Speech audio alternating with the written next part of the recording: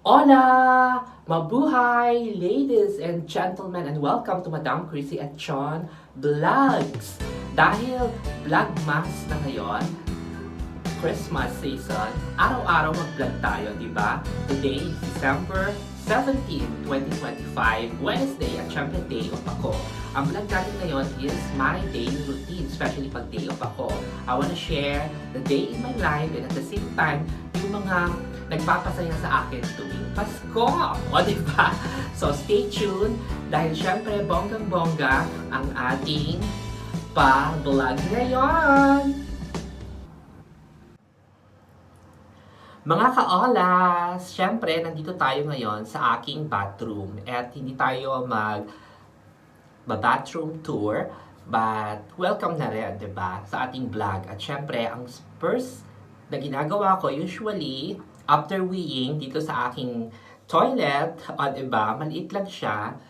Syempre, kailangan i-grab ko na kaagad ang aking Myra Fresh Glow Facial Wash. Importante kasi ito ngayon para talagang matanggal ang mga kung ano-ano man, 'di ba? At take note, palaging magtanggal ng makeup at moisturizer, especially pag talagang kahit pagod kayo, I usually remove my makeup. Kaya wala tayong makeup ngayon. At ito ang ating gagamitin, ang Fresh Glow Whitening. O, diba? Another important thing na nire-ready ko, syempre, ang ating toothbrush. O, diba? Kailangan may toothbrush tayo. At yan. O, diba?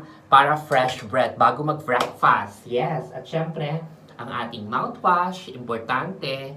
Usually, meron akong malaki na mouthwash at nilalagay ko na dito sa maliit para handy siya because I do work, kailangan handy. At syempre, huwag kalimutan ang ating, ayan, Lakura, SPF 50+. Ito kahit winter, kahit sabi natin walang araw, go-go pa rin at mag-sunscreen para may protect tayo, di ba? Yung iba nga, made in Japan pa, di ba? O, di ba? Shout out to Nikos na maganda ang SPF screen at kay Kitty Cat TV na talagang nag-SPF 50 screen din, sunscreen. Ayon, so simulan na natin ang paghihilamos dito sa aking bathroom. O, diba? Ayan, kailangan medyo maligamgam lang na tubig.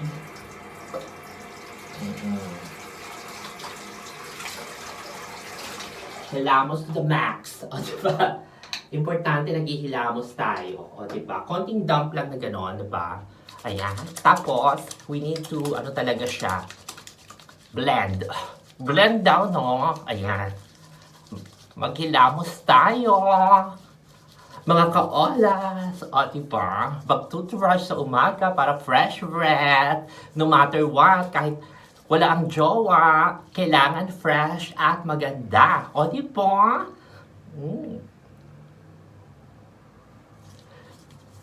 Sige, kuskus. Gentle lang naman, diba?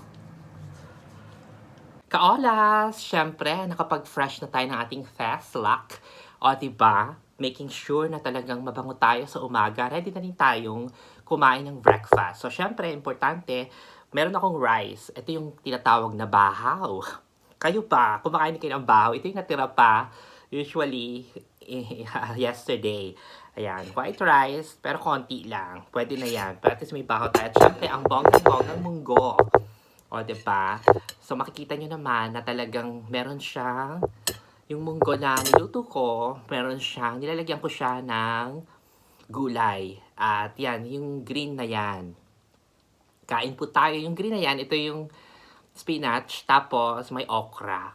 O, diba? Mahilig ka ba sa okra? Yung iba ayaw ng okra, diba? Yan. So, importante yan para sa ating health at para hindi mag-spike ang ating blood sugar. So, simple as that.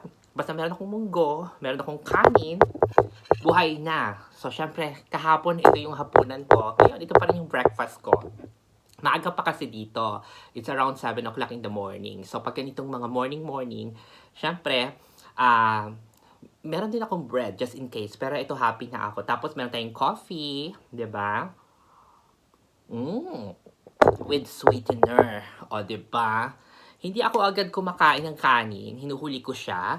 Nauuna tong mga sabaw-sabaw. Wow. Nilagyan ko din siya ng secret ingredient ko. para kahit 51 na ako, walang masyadong kulubot ang cumin seeds. O, diba? Yung cumin seeds, maganda yan to prevent Alzheimer's, dementia, to prevent short memory loss, at saka active ang ating mind. Yan. At saka syempre, naglalagay tayo ng, actually, nakalimutan ko dito ginger, pero meron tayong bawang at sibuyas.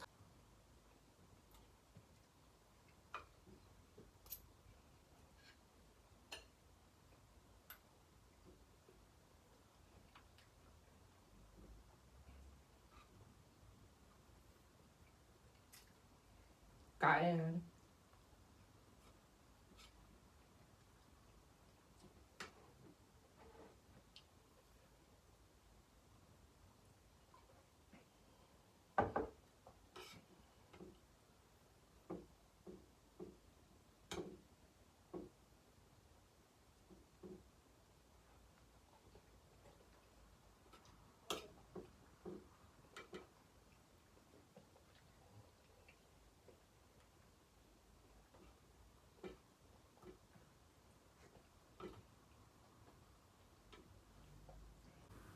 Habang kumakain, opposite the table, the small table, ayan, makikita natin itong ating calendar.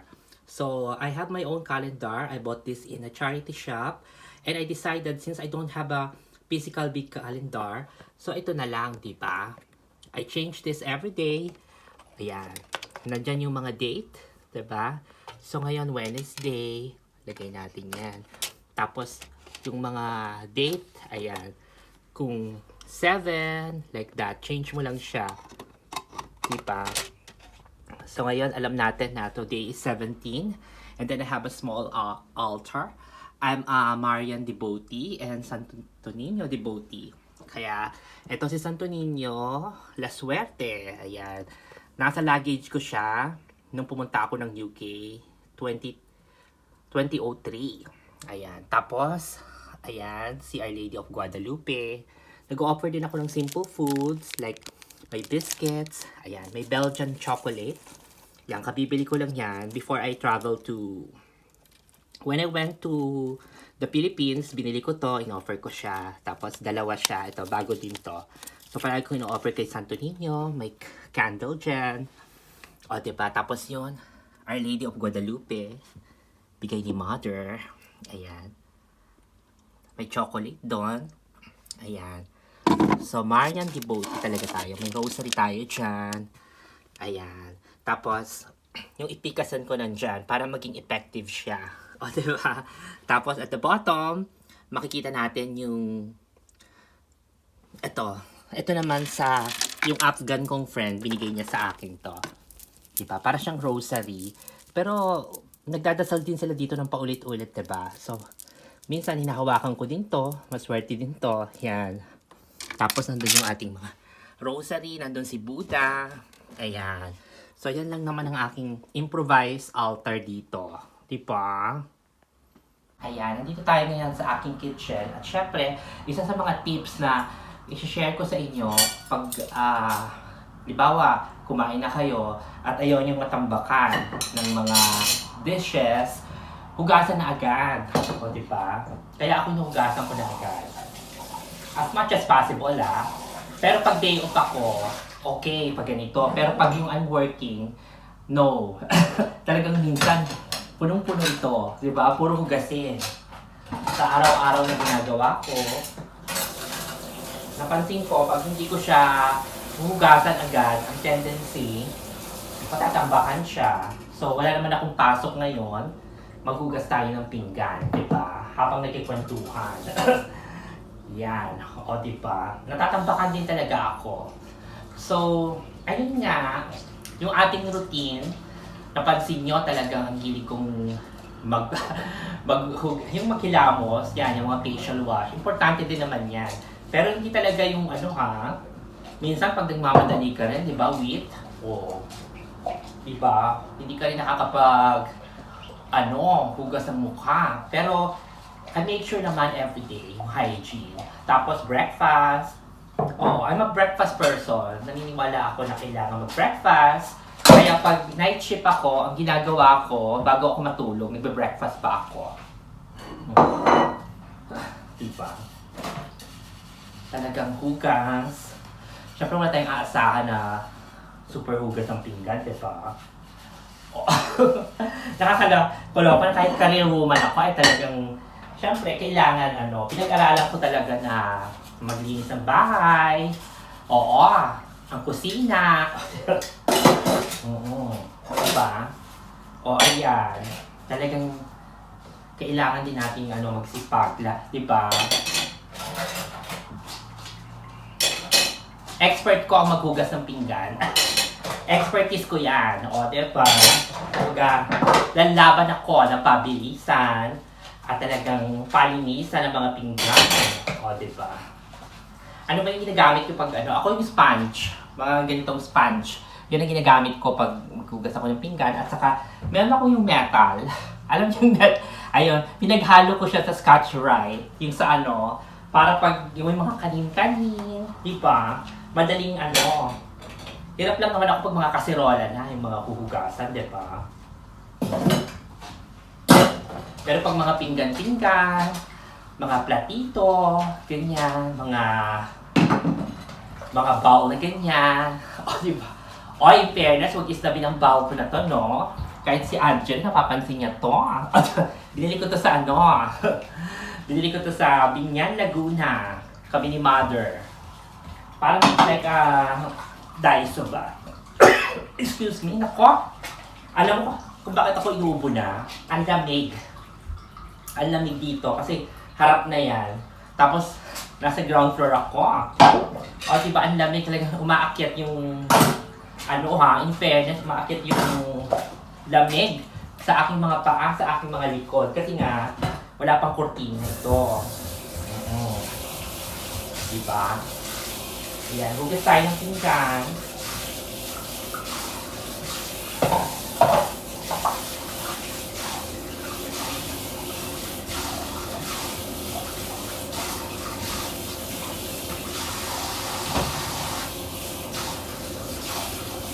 Oh, hi! O, diba?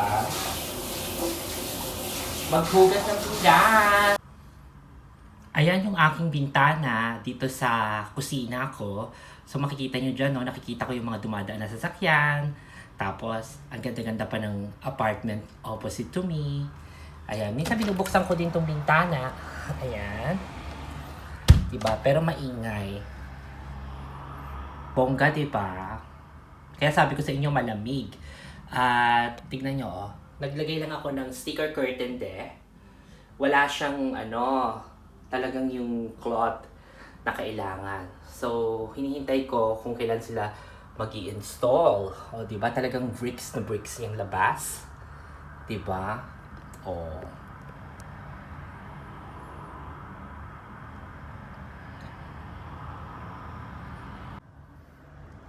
Mga ka-olas, ibang angle naman ng ating kusina ang makikita ninyo. So, share ko lang habang nagugas ako ng pinggan. Siyempre, natapos tayo magugas ng pinggan. Eto, meron tayong blue na, di ba, parang genie in the bottle, o di ba? Yan, sabi, may kasabihan kasi tayo, kahit anong blue, kuha kayo ng blue, pag ang inyong pintuan ay nakaharap sa west, o di ba? Hindi sa east. Kasi ako yung kusina ko nasa east, nasa southwest. Kuha kayo ng ganito, usually blue. Sabi niya, namin nila yung blue. Tapos lagyan nyo ng asin, isang dakot na asin, tapos a liter of water. Yan. Tapos ilagay nyo sa south part ng yung bahay. So, usually sa sabi niya, sinasabi nila, actually sa east, diba? Ilagay nyo dun sa east. Oo. Oo. Kasi diba, dun ako sa so ilagay nyo sa northeast o dito sa east part. Kaya nilalagay ko sa kusina. Yan, para yung mga kamalasan ay mapunta dyan. Every year daw, especially ngayong magcha-Chinese New Year o matatapos ang taong 2025. Tapos, share ko lang sa gusto namang paswerte, ang pinakamagandang matanggap nyo ngayong Pasko ay kaserola. So ako, hindi na ako naghintay na may magbibigay sa akin. Bumili na ako ng kaserola kahapon. Kasi dito, nagpumupunta dito yung swerte. syempre kanya-kanya namang paniniwala, di ba? It so happen lang na mahilig ako maniwala, kababasa ko, di ba? At saka naniniwala ako na wala namang masama na maniwala. But anyway, at least may bago akong kasirola, bongga to, at sale ito. Actually, nabili ko nga ito ng 8 pounds lang. Nakalagay doon 12 pounds.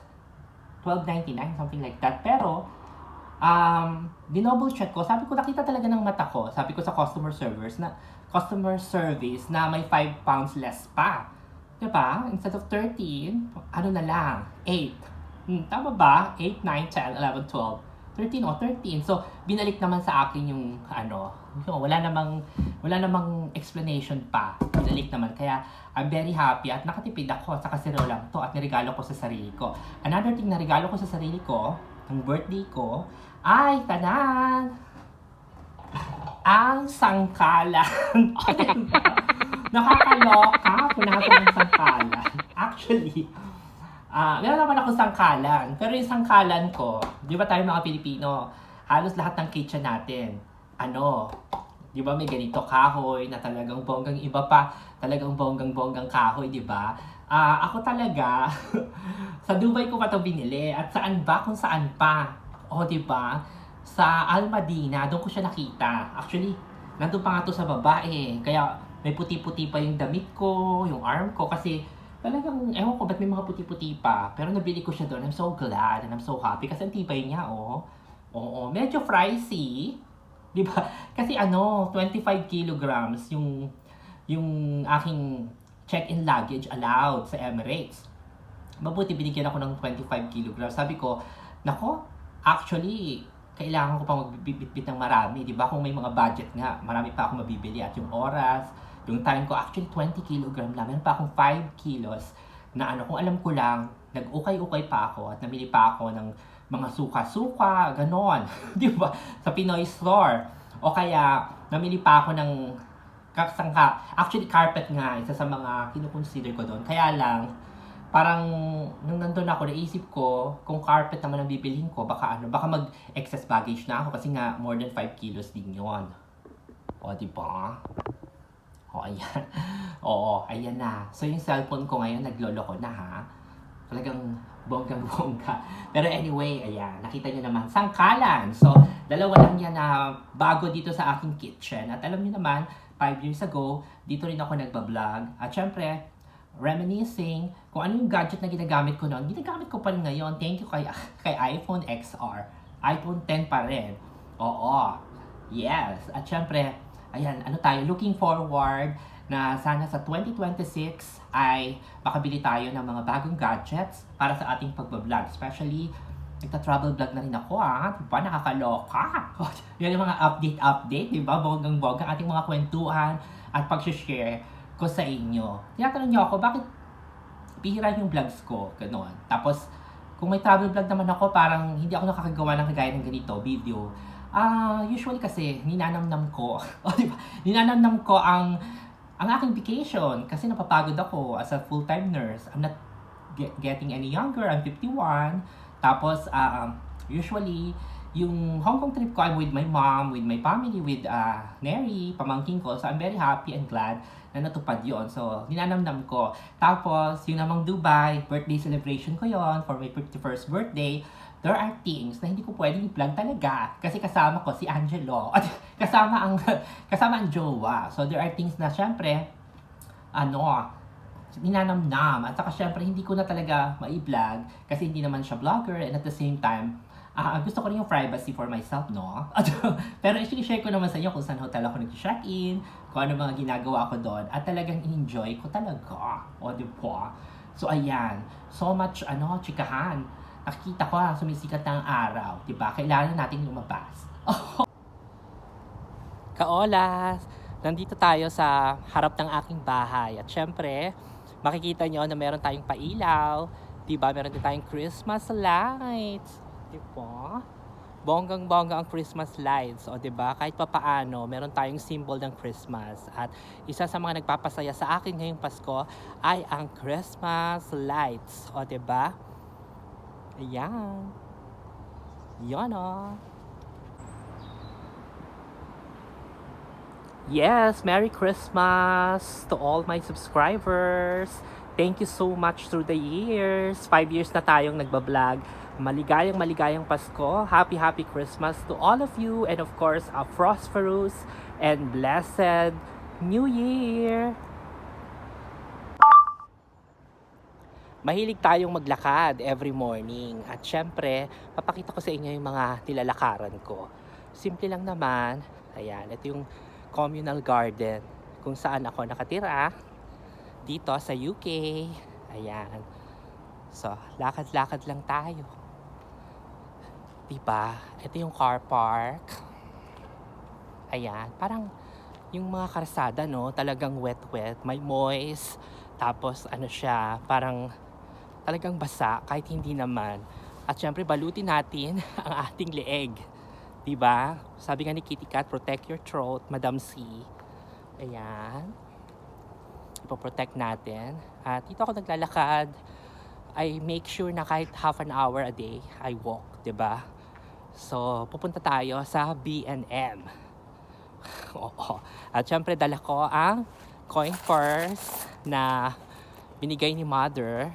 Hindi ako nagdala ng credit card, debit card ngayon kasi syempre yung budget ko for Christmas, nagastos ko na lahat. Diba? Oo. Kumbaga, diba, almost nandun na, sagad na. So kung gagastos pa ako, nakakaloka, no? Kaya that's why budgeting is very important.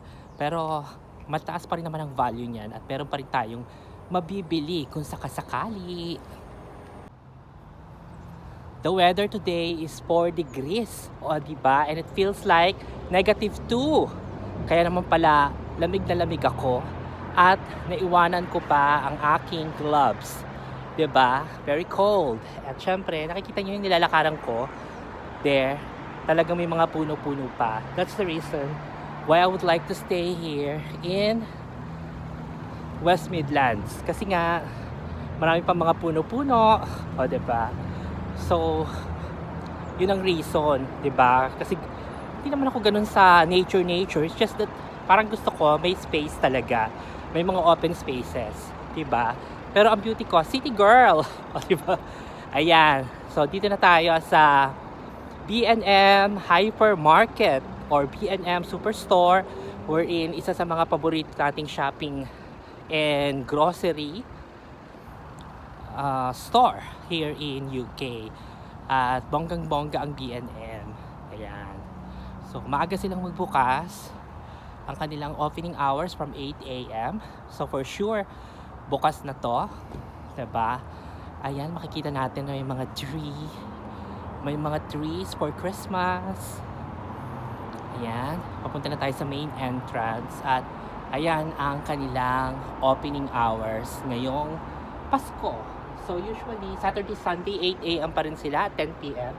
Sunday nga may iba, 10 a.m. to 4 p.m. So sa Sunday lang, medyo nagkaiba. Pero open sila from 8 a.m. to 10 p.m. Kasi dito magandang bumili ng regalo, dito rin magandang bumili ng mga appliances at saka mga decors, whether it's for Christmas at iba-iba pang occasion. O diba? At saka ako, pag nag-sale sila ng pabango, bongga ha. Mga kaolas, I do apologize kung hindi ko na kayo naisama sa B&M kanina because nalock ang aking phone. iPhone automatic lock. And it took a while para ako ay makapag-vlog again. Diba? So, I ended up struggling kaysa naman mag-wait pa ako, diba? So, ayun. So, ang nangyari sa akin, winid ko lang ngayon, gabi na. So, naglakad lang tayo ngayon. At sabi ko, paano ko kaya i-end yung aking vlog? So, makikita nyo naman, winter na winter. Ayan. So, naglalakad tayo dito sa one of the streets. Siyempre, nag-lunch na ako. So, sa B&M, tumingin-tingin lang naman ako ng mga magandang bilhin. Naka 4 pounds and 50 rin ako. Ayan. Tapos, mga small items lang. Yung tea towel. Bumili din ako ng coin purse. At saka ng keychains. Siyempre, konti lang. Tapos kayo, naglakad lang ako para, di ba, makita nyo na meron tayong outro. So, ang pinaka main na nga, may focal pala. Pinaka main goal ko para sa araw na to, because sabihin kahit day off, hindi tayo nakahalukip-kip or talagang nakaganon lang sa duvet o di ba sa blanket. Labas din tayo, di ba? Labas din tayo para bongga, di ba? At syempre, ayan, masarap din maglakad-lakad naman di ba? Syempre ang ating Christmas, ang tawag dito, scarf. O di ba, masuot natin. Busy talaga ngayon ang all corners of the world at ang mga street very busy. Ayun, makikita naman natin. Syempre, ngayong araw na to, na-relax ako, enjoying my day off, at bonggang-bongga kasi hindi ako masyadong umalis ngayon. Minsan lumalabas pa ako. Pero a day in my life, so ayun lang, kumain ng mabuti, Netflix, at gusto kong batiin kayo ng, di ba, Merry Christmas and a Happy New Year. Ayan, so ito na yung final outro natin. Thank you so much again. This is your Madam Chrissy na nagsasabing, kung gusto nyong maging maligaya, panoorin lang dito kay Madam Chrissy. Subscribe na!